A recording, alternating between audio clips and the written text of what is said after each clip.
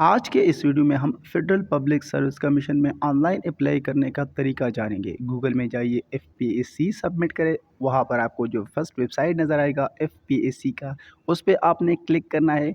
तो ये आपको एफपीएससी के मेन ऑफिशियल वेबसाइट जो कि है उस पे आपको ले जाएगा। वहाँ पर अगर आप देखें तो फेडरल पब्लिक सर्विस कमीशन के नीचे मुख्तलिफ़ किस्म के टैब्स बनाए गए हैं, जैसा होम है, जनरल रिक्रूटमेंट है, competitive exams, publications, downloads, about us, contact us वगैरह का। उसमें एंड में अगर आप देखें तो अप्लाई ऑनलाइन का एक टैब नज़र आ रहा है। अब हमारा काम इस टैब के साथ है, तो हम जाएंगे अप्लाई ऑनलाइन पे क्लिक करेंगे। तो ये हमें अप्लाई ऑनलाइन में उस पेज पे ले जाएगा जहाँ पर हमें अप्लाई कर सकते हैं। तो यहाँ पर हम अगर क्लिक करें तो यहाँ पर एमपीटी का और जनरल रिक्रूटमेंट का टैब है। जनरल रिक्रूटमेंट में हम क्लिक करेंगे तो ये हमें जो एडवर्टीज़मेंट चल रही है वहाँ पर अप्लाई करने के लिए ले जाएंगे। अगर यहाँ पर आप देखें तो मुख्तलिफ़ किस्म के टैब आपको नज़र आएंगे। अप्लाई ऑनलाइन का है, टैग प्रिंट आउट एक्सेट्रा। इनमें देखिए तो change of exam test centre भी है। ये फेडरल पब्लिक सर्विस कमीशन की तरफ से आपको एक मैसेज आएगा। एग्ज़ाम से तकरीबन 1 महीने पहले आप टेस्ट सेंटर चेंज करना चाहते हैं तो चेंज कर सकते हैं। यहाँ पर हम क्लिक करेंगे अप्लाई ऑनलाइन के लिए, क्योंकि अभी हमने अप्लाई करनी है ऑनलाइन। याद रखिए आपने अप्लाई तब करनी है जब आपके पास इंटरनेट की फैसिलिटी अच्छी हो। मतलब आपको तो पता होगा कि आपके इलाके में किस वक्त इंटरनेट की फैसिलिटी अच्छी होती है, स्पीड अच्छी होती है। क्योंकि यहाँ पर जिस पेज पे आपको लाया जा रहा है वहाँ पर ऊपर लिखा हुआ है page will be refreshed in 9 minutes 46 second etcetera. मतलब 10 मिनट आपके पास होते हैं इस पेज को मुकम्मल करने का, कंप्लीट करने का। अगर आप 10 मिनट में इसको कंप्लीट ना कर सकें तो पेज रिफ्रेश होगा, आपने दोबारा से अपने डेटा डालना होगा। तो वह यह अगर आप पहले टैब में देखें तो सेलेक्ट जॉब होगी। आपने उस जॉब को सेलेक्ट करनी है जो कि एडवर्टीज़मेंट में आप देख चुके होंगे, जिसके लिए आप एलिजिबल होंगे।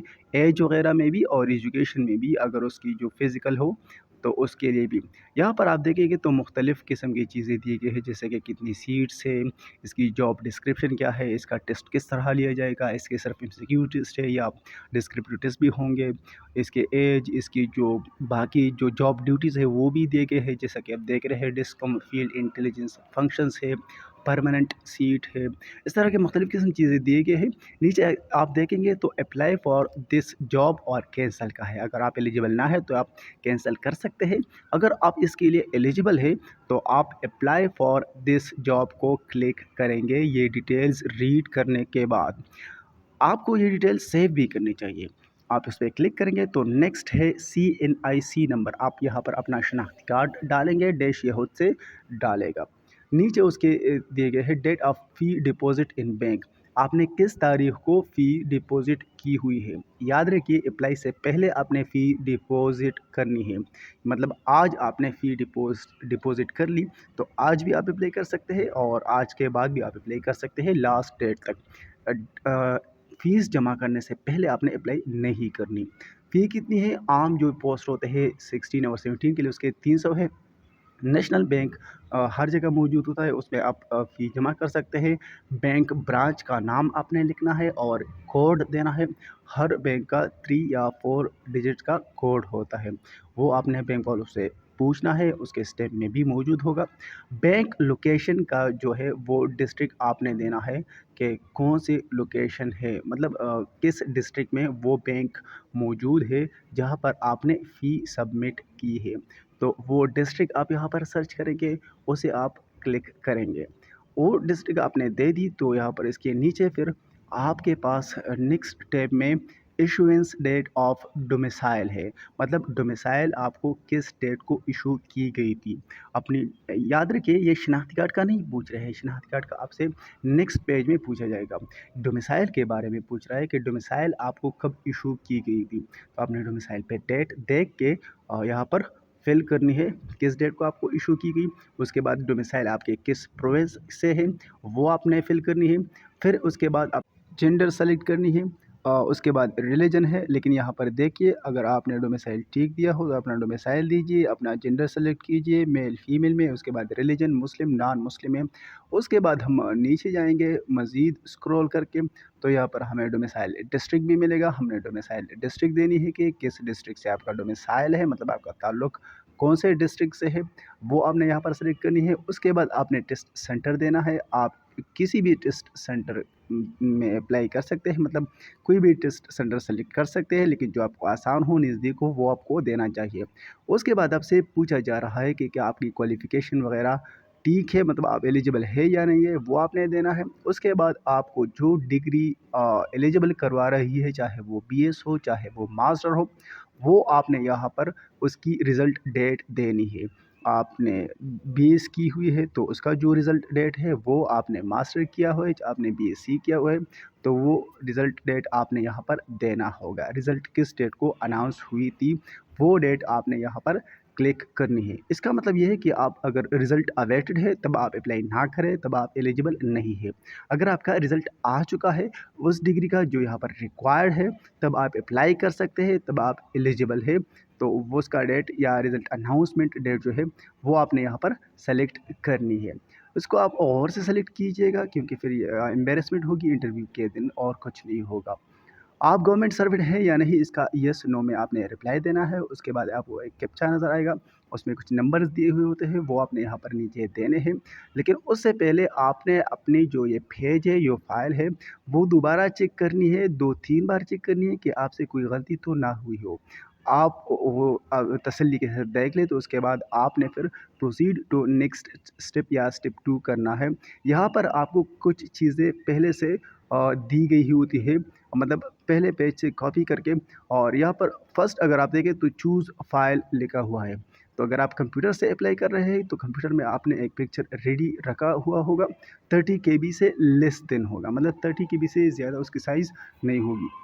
अगर आप मोबाइल से अप्लाई कर रहे हैं तो चाहिए होगा आपको कि आप के मोबाइल में आपका एक पिक्चर मौजूद हो। पिक्चर को आपने अपलोड करना है। उसके बाद आपने सीएनसी नंबर दोबारा देनी है। सीएनसी आपको किस डेट को इशू की गई थी वो डेट आपने यहाँ पर देनी है। सीएनसी में देख के एक इशू डेट होता है।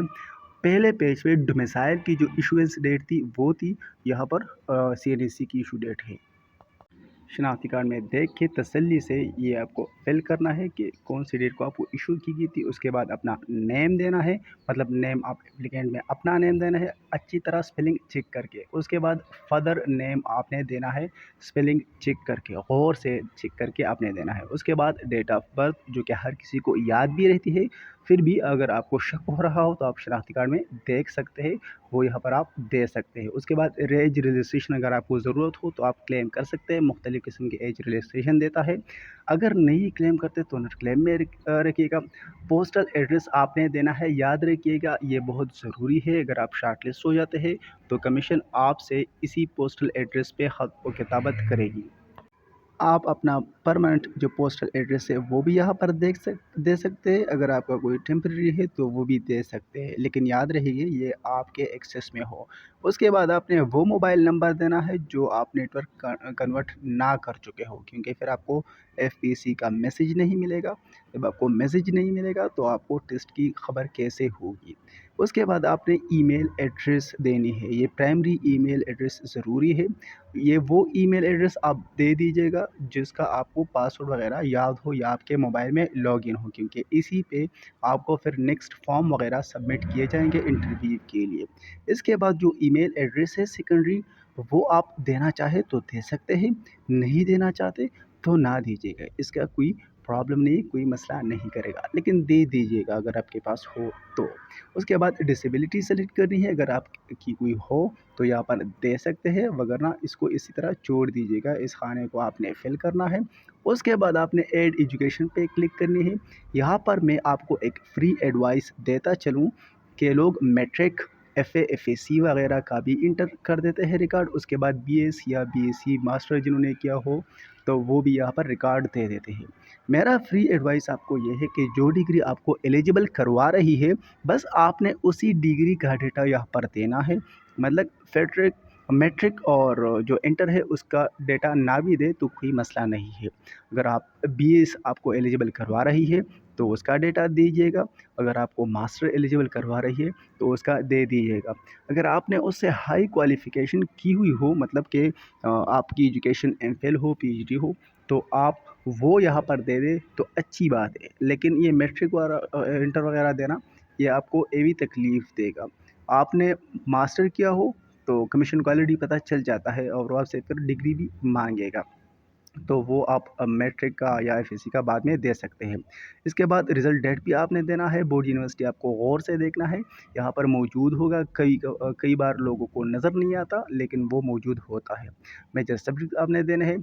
आपने ये सब एजुकेशन दे के फिर उसके बाद आपने अपनी फ़ाइल दोबारा देखनी चाहिए कि इसमें कोई गलती तो ना हुई हो। अगर हो गई हो आपसे गलती तो आप उसको इसी वक्त करेक्ट कर लें। उसके बाद सबमिट करें आप अपने एप्लीकेशन फॉर्म को। यहाँ पर आपको प्रिंट का ऑप्शन नज़र आएगा, प्रिंट के ऑप्शन में आपने क्लिक करना है, क्योंकि प्रिंटर अगर आपके पास ना भी हो तो यहाँ पर आप क्लिक करके जब आगे जाएंगे तो आपको पीडीएफ के तौर पर इसको सेव करने का मौका भी दिया जा रहा है। आप इससे स्क्रीनशॉट भी ले सकते हैं और अच्छी बात यह है कि आप इसको पीडीएफ में सेव कर लें। यहाँ पर जब आपके पास प्रिंट का ऑप्शन नज़र आएगा तो डेस्टिनेशन में आप प्रिंट की जगह मतलब प्रिंटर की जगह आप इसको पीडीएफ में सेव कर सकते हैं अपने लैपटॉप में, अपने कंप्यूटर में या अपने मोबाइल में। और यहाँ पर आप इसका नेम भी रख सकते हैं जिस नेम से आप इसको सेव करना चाहते हैं। और मेरे ख़्याल से टेस्ट डेट तक आप इसको सेव रखें तो अच्छी बात होगी। उसके बाद अगर आप इसको डिलीट करना चाहें तो डिलीट कर सकते हैं। ये था आज के हमने जो तरीका जाना कि किस तरह हम एफपीएससी में ऑनलाइन अप्लाई कर सकते हैं। इसके लिए जो फ़ी है वो आपने नेशनल बैंक में अलग फॉर्म से फिल करना है। Thank you. Conceptual learning academy के चैनल को सब्सक्राइब करने के बाद इसके प्लेलिस्ट में आइए तो यहाँ पर आपको English essays, pedagogies, political concepts, Pak affairs, Islamic studies, everyday science, interview preparation के मेथड्स, बेसिक ऑफ मैथमेटिक्स, इसके अलावा मुख्तलिफ past papers, political science, English grammar, computer science के एमसीक्यूज़ और जनरल नॉलेज के एमसीक्यूज़ फ्री पीडीएफ के साथ मिल सकते हैं। वीडियो को एक्सप्लेनेशन में देखने के बाद उसके डिस्क्रिप्शन में लिंक दिया हुआ होता है, वहाँ पर जाके आप फ्री पीडीएफ को भी डाउनलोड कर सकते हैं। जिस तरह अगर हम यहाँ पर एवरीडे साइंस के एमसीक्यूज़ में है तो इसके मुख्तलिफ वीडियोस है और हर वीडियो का पीडीएफ लिंक उसके डिस्क्रिप्शन में दे दिया गया है। सो आप जाके वहाँ पर, जैसे कि पॉलिटिकल साइंस को अगर हम देखें तो इसके तकरीबन हर टॉपिक पे हमने एमसीक्यूज़ बनाए हुए हैं और हर वीडियो के डिस्क्रिप्शन में उसके पीडीएफ का लिंक भी दे दिया गया है, तो वहाँ से जाके आप उसका फ्री पीडीएफ डाउनलोड भी कर सकते हैं।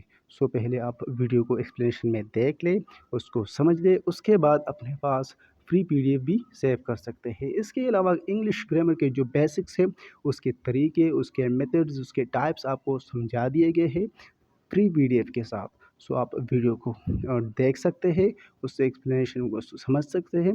उसके अलावा उसका पीडीएफ भी डाउनलोड कर सकते हैं। यहाँ पर आप देख सकते हैं कंप्यूटर साइंस के मुख्तलिफ टॉपिक पे वीडियोस बनाए गए हैं। इसके अलावा मुख्तलिफ सब्जेक्ट्स जिसका मैंने ऑलरेडी ज़िक्र किया हुआ है, उसके पीडीएफ यहाँ पर मौजूद है। पहले आप उसके एक्सप्लेनेशन को समझ सकते हैं। मैथमेटिक्स के मुख्तलिफ तरीके समझाए गए हैं मुख्तलिफ टॉपिक्स पे, और आइंदा भी कई टॉपिक्स कवर करने का इरादा है। सो आप सपोर्ट के लिए कंसेप्चुअल लर्निंग अकेडमी के चैनल को सब्सक्राइब करें। उसके अलावा इसके वीडियोस को देखें और फ्री पीडीएफ आप हासिल कर सकते हैं, जहां पर सिर्फ आपसे चैनल को सब्सक्राइब करने का शर्त रखा गया है।